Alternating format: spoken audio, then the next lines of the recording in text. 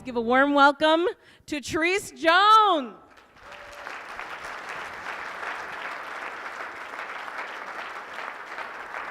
If I can help somebody as I pass along, if I can cheer somebody with a word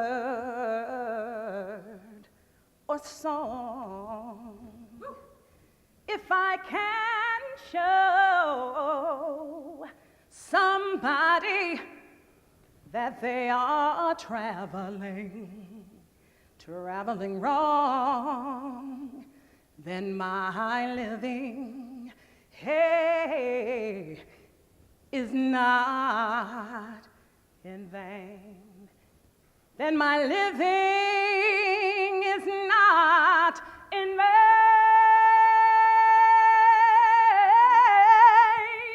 Then my living is not in vain. If I can help somebody as I pass along, then my living, hey, shall not be in vain.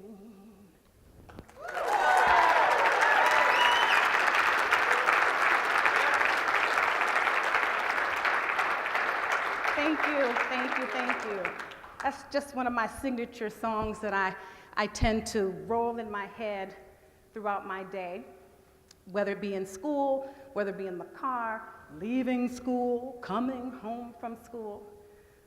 I'm here to talk to you about remembering your why. Why you do what you do every day. How did you get here today? I don't mean 494, I don't mean Highway 100, but how did you get here? Thinking about your own personal journey. What were the pivotal moments as you replay that journey? Those moments, those experiences that fed into why you do what you do. That passion.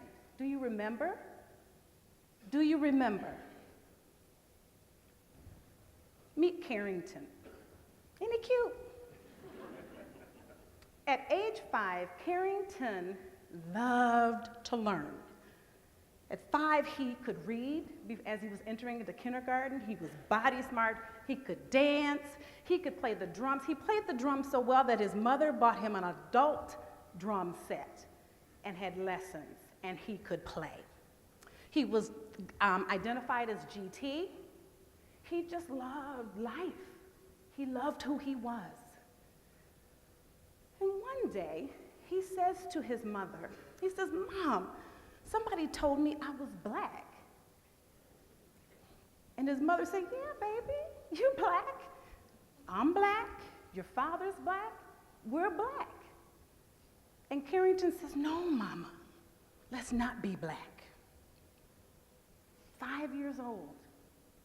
5 years old. A simple word, a conversation, maybe from a peer, maybe even a teacher.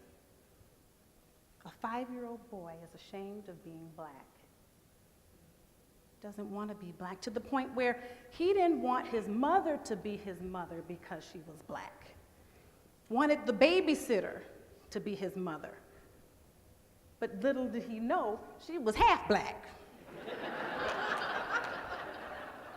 She was just a little lighter skinned. And so by 7, behavior started showing up. By age 7, he had been diagnosed with ADHD, EBD, and ODD.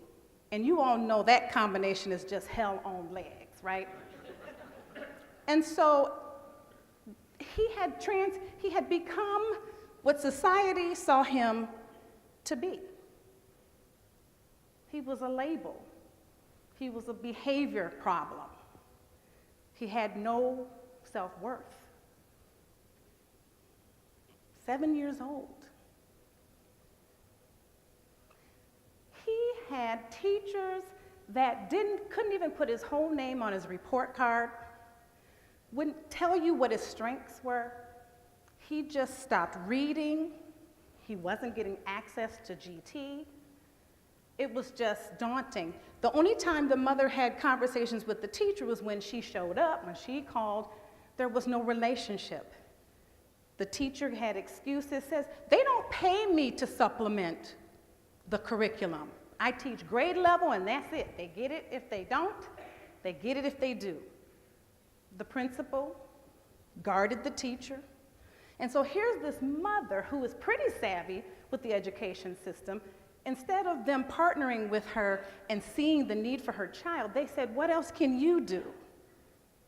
Did you take him back to the doctor? Can he get on some different meds? But yet they didn't see Carrington. Remember, 5 years old, loved to learn, could do all these things, and now he can't. Why do I share this story with you? Because Carrington is my son. And he is my why for what I do every day. For the scholars, for the teachers, and the families, every single day. He's the why that moves my feet. We talk about that straight path. That's my why. Do you have a why that burns in you so deep that when you remember it, you just can't, it's just contagious? Is your why that passionate? Does it guide you? Does it drive you? When I think of Carrington, I think about all 535 scholars that walk through my doors at the Heights Community School every day. I got 535 Carringtons that have special needs, that want to be seen. We heard a lot about that. Can you see your children?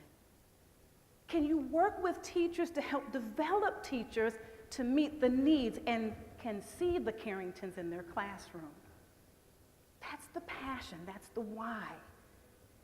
Do your actions align with your why? How many, raise your hand, do you remember why you do what you do? Raise your hand if do you remember? It's important to remember. What do you believe? I believe because of my journey with Carrington. He was gifted and talented, he loved to learn, but he needed things that were differentiated for him. That means every child needs access, right? Access to what's going to help them be the best of who they are. An achievement, making sure that there are teachers that can see the Carringtons, that quality performance of instruction, and then respect. How to respect our littlest learners, identifying them, getting down there and say, I'm so glad to see you. I'm glad you made it. And I love the skin you're in. I love the skin you're in. I believe access, achievement, and respect for all, no excuses. There's a sense of urgency. There's no exceptions. Remembering your why is important because it keeps your mission focused. It keeps you able to set goals and scaffold, knowing still this is where we're going, not getting distracted. You focus on what matters most, the Carringtons in the room. It gives you courage and a boldness to be able to stand tall and know what you're doing is right on behalf of the Carringtons in your room. And then it helps you push through those resistance, those that don't want to see the Carringtons, but you know they need to. And the daily obstacles and challenges, it keeps you focused because the day can get away from us if we let it. This is my son, Carrington, and his wife. And I'm a new grandmother.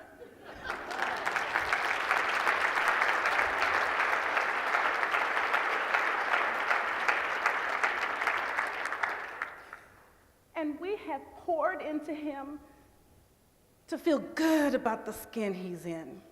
He likes being black now. And he is in the Navy, and he's wants to get into the medical field. And I want him to go back to those teachers and say, see, I did it in spite of. But I won't make him do that. I won't make him do that. And this is my grandson, Elijah Casriel. He's only a little over 3 weeks, so I'm still new at this. But he is my why. I invite you periodically through the year to close your eyes and think back to what inspired you to become an educator. Why do you do what you do? What is that passion? As the year goes on, don't lose that vision and purpose. It provides you with direction. It keeps you focused and moving forward. Remember your why. If you can help somebody as you pass along, then you're living, hey, shall not be in vain. Thank you.